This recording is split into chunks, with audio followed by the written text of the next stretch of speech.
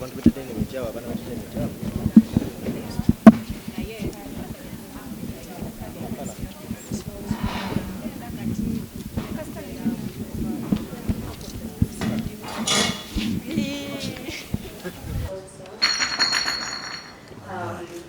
I'm so happy that Miss Kavi Africa is back, big and better this time, and we've involved so many other African countries.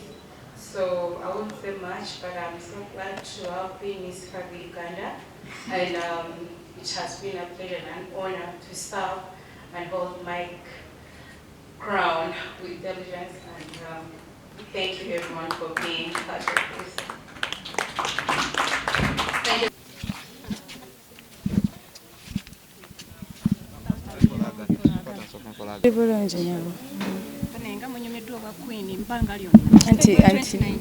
Anti twava mu pageant then lockdown neyingirawo so atenga Uganda bali tebakkiriza pageant na bivulu byonna. Yeah, that's why. Balondera wait teyali wait. Mukwano twali mmere mu lockdown. Twayonga tetukolola. Okay, olunaku lwaliro mu launchenze Miss Kavi Africa. Chicho yinza kwogera nga gwe Belinda. I think it's a kintu kirungi kubanga bongeddemu luli kyali Uganda yokka n'okwemulugunya okwaliwo abakazi abanene bikini ate ku luno baleseemu ensi endala nti balage nti n'ensi endala nazo zirina abakyala abanene kitegere so bongedde ne ku tourism ensi endala okumanya Uganda efaanana etya nabiki byonna ebigirimu. Miss Kavi kitegeeza abakyala banene oba abantu abalina cups cause tulaba tukitegere. Well nti bali balina okugamba nti Miss Kavi ye muntu era ali Kavi plus size byonna category emu omuntu omunene. Yes. Mweri gwatalabye bulungi. Ate terina kuba branded naye mweri gwegenda okebere. Gwegenda okebere emmotoka.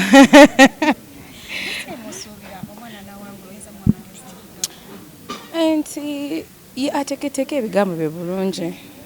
Kuba this thing is bigger and better ngawe ngambe tekiri ngawe kyali mu 2019 kino kyanjawulo. You're welcome. Lwakubanga tebyali nnyo ku mpewo abakifuna beneficiaries be bakifunamu yali abaana abamasomero abataliiko mwasirizi okola nga okubagabira ebitabo okubagabira pads abaana abawala ebintu naye mukyalo eyo Mbale gye nabikola.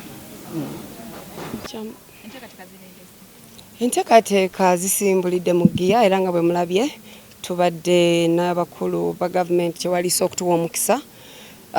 Emabega mu 2019 twateekateeka nga Miss Kavi Uganda. Naye ssaawa zino tuteekateeka Miss Kavi Africa. Tuli ku lukalu lwa Africa lwonna. So ni bwe twali badde twagala tukimanyi nti tetukisobola. Kyeva olaba nga mulabye abakungu ba gavumenti abawanvu n'abampi abanene n'abatini bazze okutweyungako tulabe engeri gye tukitambuza okuleeta Africa wano e Uganda. Abantu bajje banyumirwe balabe Uganda ekkula era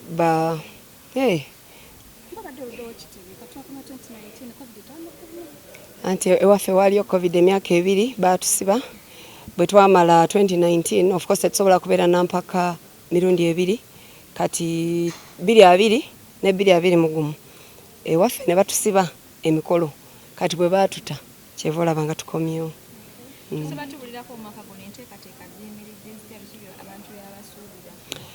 Enteekateeka za Miss Kavi Africa omwaka guno tugenda kubeera n'abakyala abava mu nsi ez'enjawulo ku lukalu lwa Africa okuva ebugwanjuba ebuvanjuba ebugwanjuba ebukiikakkono n'ebukiikaddyo bagenda kujja wano okwetaba mu mpaka zino nga omwaka ogwedde eyawangula engula eno yali wa Nigeria era bagenda kujja wetame mu mpaka zino bajimwambule bw'anaaba nga tatadde mu maanyi.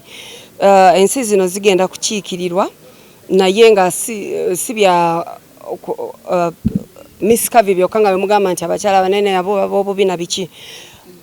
Eno omukolo guno tugukosa nga platform nga ekimeeza ekyokufunirako abakyala bano okusobola okubajjayo mu mpuku oba mu kamooli basobole okukola nabo projects n'ebitongole ebyenjawulo basobole okuyamba bakyala bannaabwe n'abaana abawala be bayita teenage girls oba the girl child kuba tuli bakyala era tukolagana ne bakyala bannaffe n'abaana abawala so ensi zino zigenda kujja era abaana ababalondeddwamu okuwangula bajja kukola nabo be bakoze nabo okugenda okukola zino projects mu nsi ez'enjawulo nga tuyambibwako ebitongole ebyenjawulo ebiri international be bayita development agencies. Okwewandiisa leero nga bwe tulonkinze mpozi kyetubadde tuleseeyo oba omukyala nyimiridde ku mukono gwa ddyo mujja kuba mumulaba nnyo kuba ye new face of Miss Kavi era ye PRO waffe ajja kuba banyonyola ebisingawo naddala mu by'okwewandiisa n'empaka ezigenda mu maaso. Belinda abadde n'engulu eno okumala emyaka kumpi 3 olw'okuba tetubadde na mpaka zonna naye tugenda kukola mini auditions twasumulula dde abaana ba registeringa tetusobola kukola mukolo omulala munene nga ate tulina omunene ogujja so tugenda kukola mini auditions tufune representative agenda okukiikirira Uganda mu mpaka zino bwe tunaamufuna era mujja kuba mumutegeera kuba tulina omulanga kati tulyoke tulinde nga November 5 ekibinja ky'abakyala abava mu bitundu bya Africa ebirala batandika okujja wano era empaka zigenda kubeerayo nga 25 omwezi gwa Museenene n'abo abagenyi baffe tubaliise ku Museenene. Ekisookera ddala obukulu olina okuba nga oli waggulu w'emyaka 18 n'okudda waggulu olina okuba nga oli mukyala. Tubadde n'empaka nnyingi ezirina ebisaanizo byazo nga waliwo abatayagala alina hiipu waliwo kati ffe empaka zaffe tuziyita plus size omukyala bakuyita kuwunda eyeyongeddeko sagala kubigenda nnyo mugundi naye muntegedde abakyala ab'okuludda luli be baffe kaakati olina okuba nga omanyi oluzungu kubanga mulimu enjogerezeganya si ffe twatandikawo oluzungu naye munange kitalo ekya Queen naye be baatuluyigiriza kati tujja tutambulirako paka we tunagenda nga tutereeza mu maaso twaliyagadde okukozesa ennimi zaffe naye olw'abannaffe abagenda okujja abatakozesa nnimi zino tuba tulina okwogerezeganya ate ffe ababaaniriza wano so tugenda kasita oba n'ebyo ebirala teri muntu ajja mu kintu ng'akimanyi tubatwala mu kutrainingibwa okubafuula ki kye twagala babeere era nga tubasunsula okusinziira naye kikyalina mu bitone.